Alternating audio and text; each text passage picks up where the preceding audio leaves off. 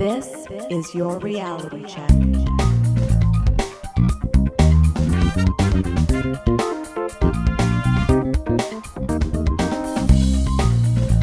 Welcome to The Reality Check, the weekly Canadian show that explores a wide range of controversies and curiosities using science and critical thinking. I'm producer Pat, and we have two interesting segments for you today. Adam asks the question, why are there no ugly old houses? But first, Darren looks into whether or not Russia is committing genocide in Ukraine. I hope everyone out there is staying safe and healthy, and we will talk to you soon. Russia invaded Ukraine on February 24th, and since that time, they have committed all manner of atrocities, human rights violations, and crimes against humanity. There are numerous facts and evidence to back that up. Today's segment is about whether those brutal acts of Russia's are genocide. This particular word has importance in international relations as it often triggers further action. Two caveats. I'm not a scholar in this domain. Unsurprisingly, this is a complex area of international law with much depth and analysis, so this segment can only be a limited overview. And second, if it is eventually determined that Russian war crimes were not genocide, but more accurately described just quote-unquote as war crimes, that shouldn't detract from the heinousness of those war crimes. I'll explore what genocide is and whether Russia's actions count as genocide. Starting with definitions, as is my tendency, good old Wikipedia says, quote, genocide is the intentional destruction of a people, usually defined as an ethnic, national, racial, or religious group, in whole or in part. Raphael Lemkin coined the term in 1944, combining the Greek word for race or people, genos, with the Latin suffix cedo, act of killing. In 1948, the United Nations Genocide Convention defined genocide as any of five, quote, acts committed with the intent to destroy, in whole or in part, a national, ethnic, racial, or religious group as such, end quote. These five acts were killing members of the group, causing them serious bodily or mental harm, imposing living conditions intended to destroy the group, preventing births, and forcibly transferring children out of the group. Victims are targeted because of their race or perceived membership of a group, not randomly. End quote. With that in mind, it's useful to highlight a couple parts. Intent is key. Both that the killings have to be intended at the basic level, similar to how we differentiate between someone accidentally killing someone and intentionally killing someone, but there is a second level of intent, and that is killing someone because they're part of a group. Perhaps this is a poor example, but if you imagine accidentally crashing a plane full of people and compare that to intentionally crashing a plane full of people, and then compare that to intentionally crashing a plane full of a certain group of people to intentionally harm that overall group. Another example regarding intent, if someone says they want to kill you because you are an atheist, and they also say that atheists shouldn't exist, and then they actually try to kill you, I think it's fair to ascribe that intent to them. They said they wanted to kill you, and then they acted on it.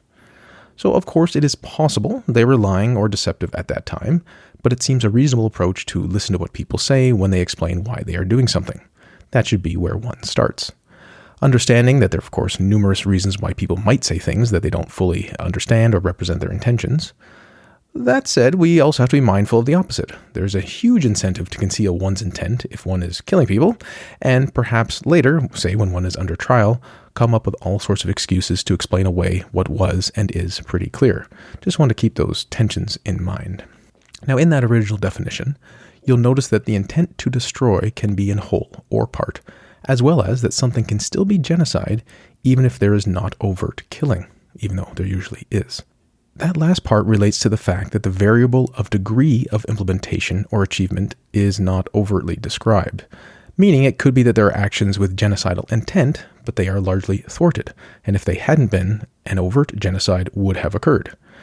Here, another one of my poor analogies is the difference between murder and attempted murder, but we're watching the attempt to get closer and closer to actual murder.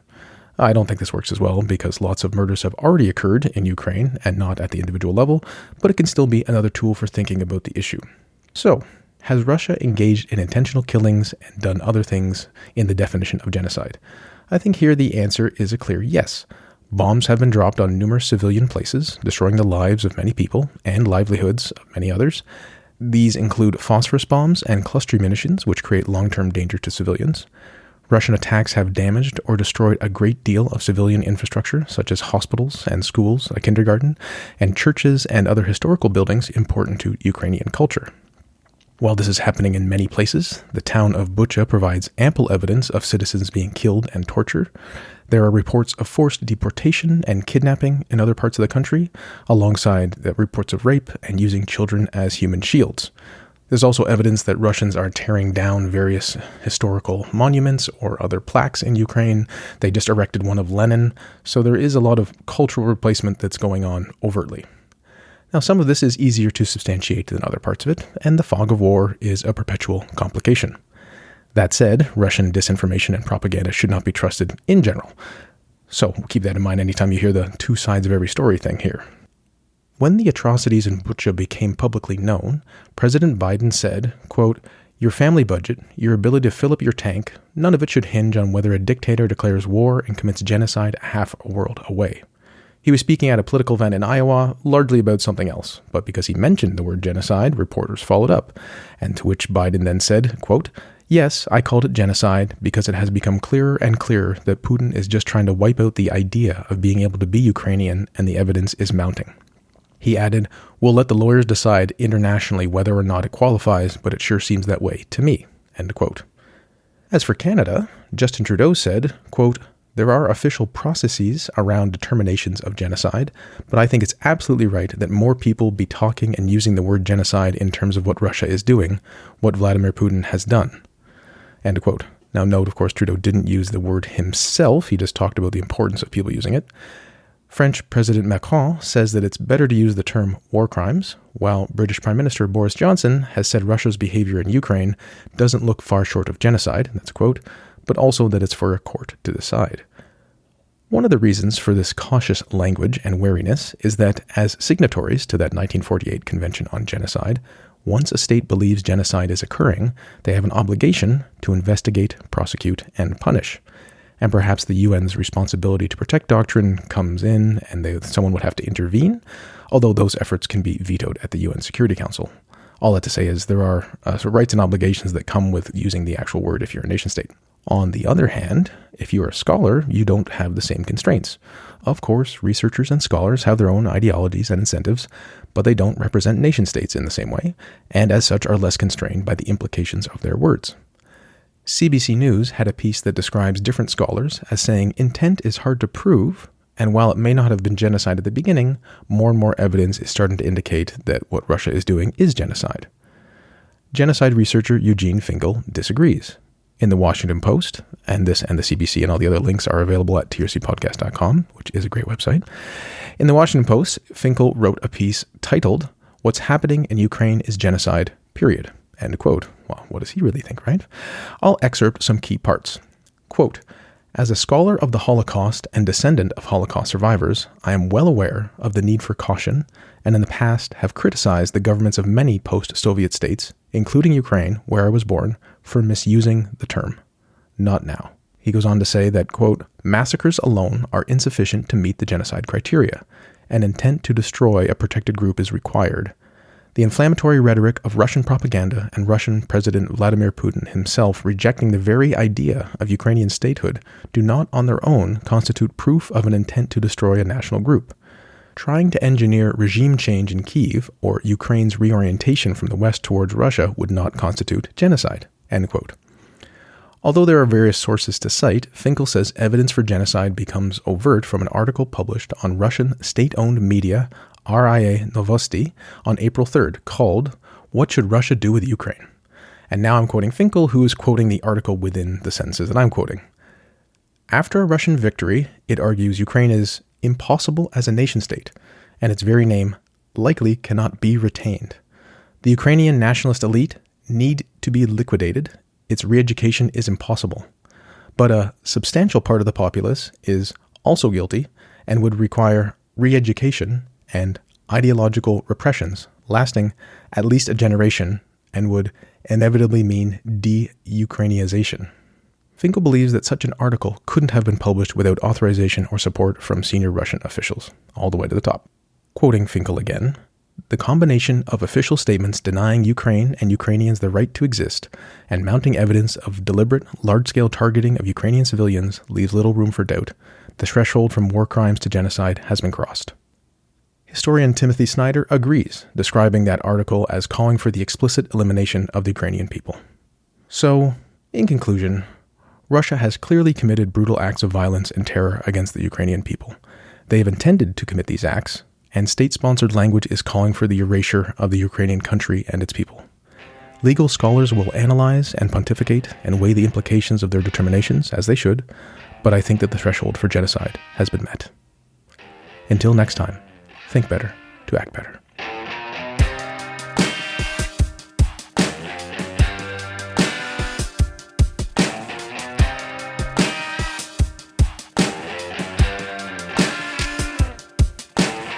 What's up, cuboids?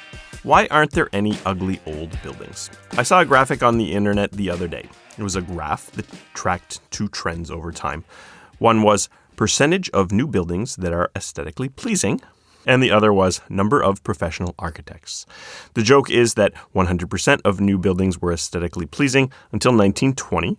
Then that number plummets with the number of professional architects being near zero until 1920, and then it skyrockets. So the suggestion being professional architects make ugly buildings. So this is a joke graph. This was not real numbers. It was not meant to be accurate. It was meant to be a criticism of the ugliness of modern buildings compared to older ones. So I think a lot of people found this idea appealing. The Twitter account that posted it posts a lot of stuff like that. It was basically the opposite of the Fountainhead. So some newer buildings are certainly ugly. Many people have negative impressions of things like brutalist architecture, which relies largely on concrete, or very modern-looking designs, like white cube buildings, corrugated steel, things like that. Deviations from the classics that people love.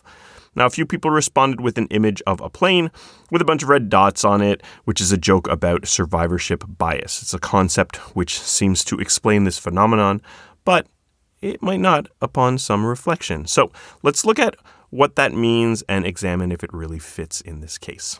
Survivorship bias is a logical fallacy. It occurs when a person concentrates on something which has gone through a selection process while ignoring those things which were weeded out by that same process. So the classic example is of damage to airplanes, hence the image of the airplane with dots on it. So let's use that to illustrate how this works. So this example occurred during World War II. Statistician Abraham Wade needed to decide how to reinforce bombers based on bullet holes found in surviving planes. Surviving is the important idea here. So the incorrect thing to do in this case would be to find where the surviving planes had bullet holes and reinforce those. Counterintuitive. So Wade postulated that the planes which didn't return got shot in parts of the plane which caused critical issues. So if you look at the famous diagram, there are very few bullet holes near sort of the middle of the wings where it would have basically blown off the wings, and parts of the tail which would have caused the tail to sever. So those planes which survived had damage which the planes were able to continue flying after having sustained. There was no need to reinforce those parts. Those were places where they could afford to have bullet holes. And basically postulated the parts that had no bullet holes needed to be reinforced because planes that had been shot in those places were destroyed. They crashed. They never made it back. They did not survive. This idea can be applied to many things in life. So a few examples. The stock market, or rather funds. So a banker or a fund manager will show a person some funds and they look like they performed well historically, and this should be an interesting indication of how they'll do in the future, right? They outperformed inflation, which must be good, right? Well, these are the funds they're showing you. There may have been funds which didn't do well. They're definitely not going to be funds that they're going to show to people. They're not going to try to sell. They're not going to continue them.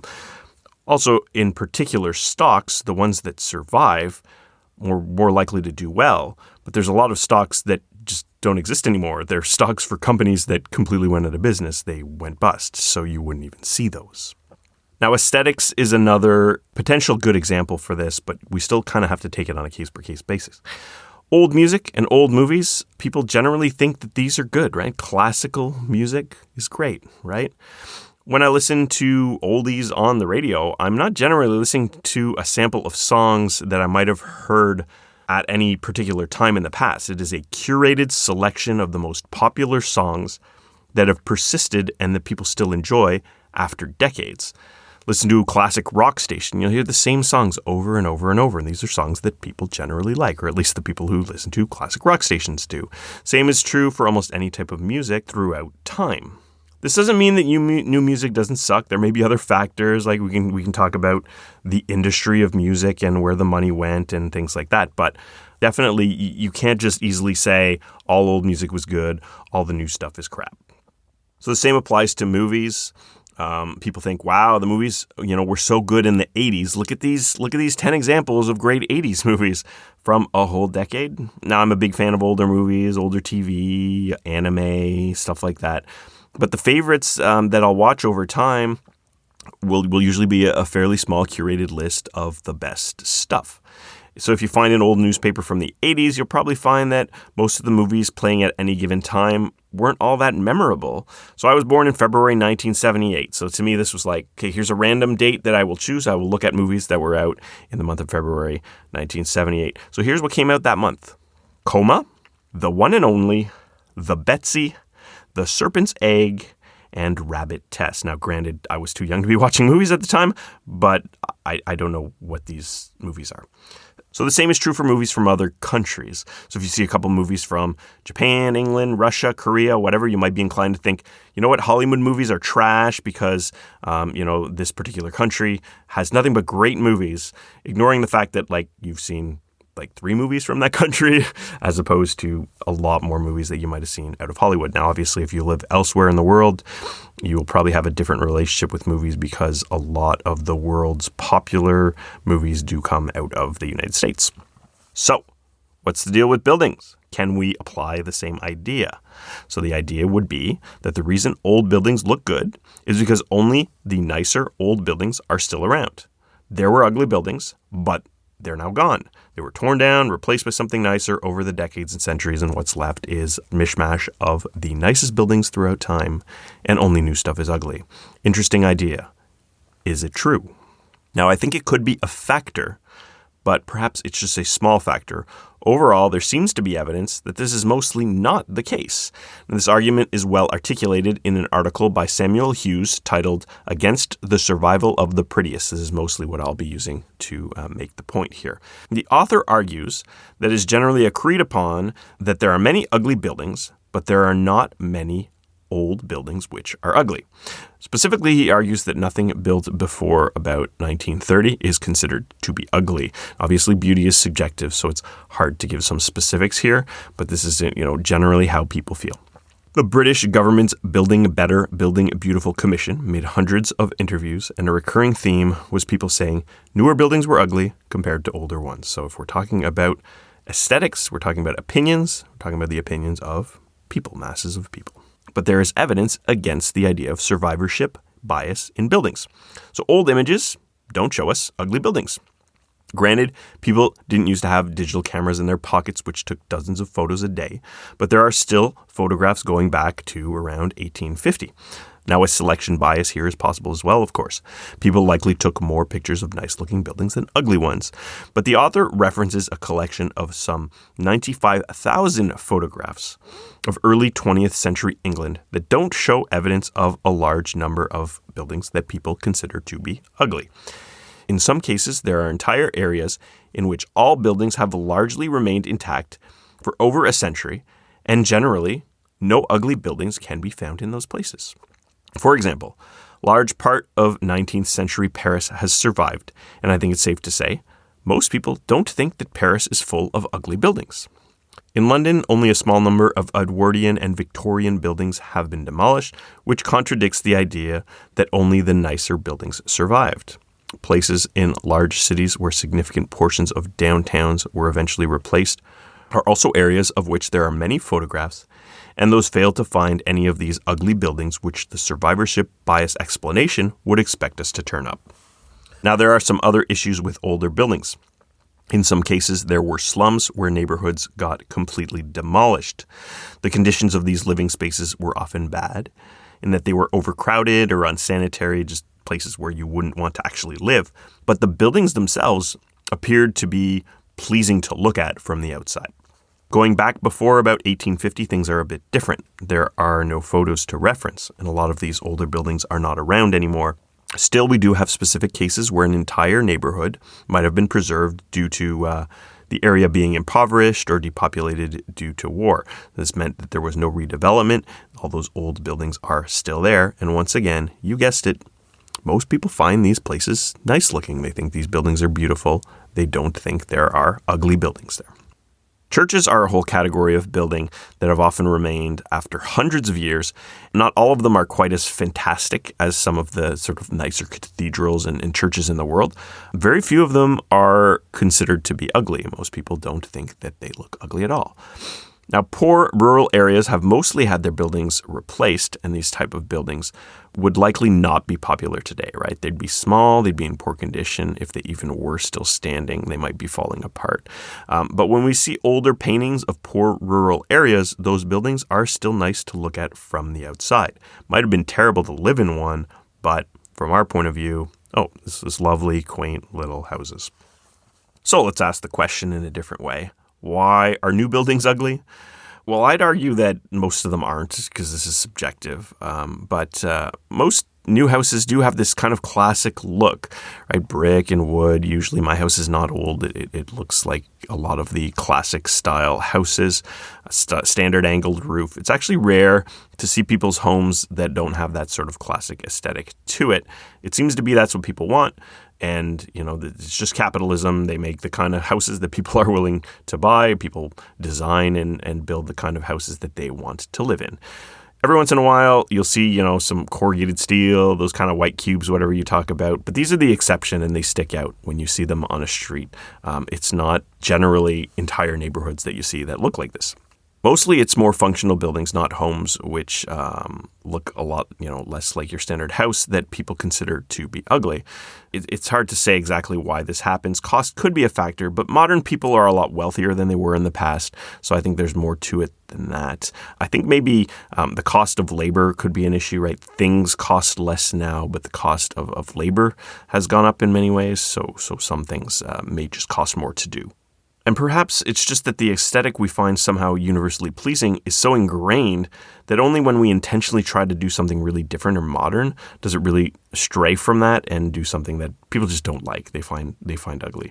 That doesn't explain how no one in the past seemed to deviate from that aesthetic, or how people in the past seem to always have known, even across many cultures, what kind of buildings would look the nicest. There may be some nostalgia at play, but I think that's probably not the whole story. I think there's a lot of factors, and I don't think I can totally answer that question. Beauty is subjective, of course, but if you ask enough people, you can get an idea of what things are fairly universally considered to be beautiful or ugly. Old buildings, it seems, are almost never ugly. Survivorship bias gives us a mechanism for which the ugly old buildings may not be around to be scrutinized anymore. However, the idea does not hold up to scrutiny. Somehow, all old buildings, those which have survived and those which have not, are aesthetically pleasing to most people. Whenever someone tries to do something which deviates a lot from classical styles, these fail to be appealing to most people who generally like older buildings. Peace out, cuboids. For show notes or to discuss this episode, visit our Facebook page and website at trcpodcast.com. For general inquiries or to send a topic or parody suggestion, email info@trcpodcast.com. Help support the show by leaving a review on iTunes and liking us on Facebook. Follow us on Twitter @TRC_podcast.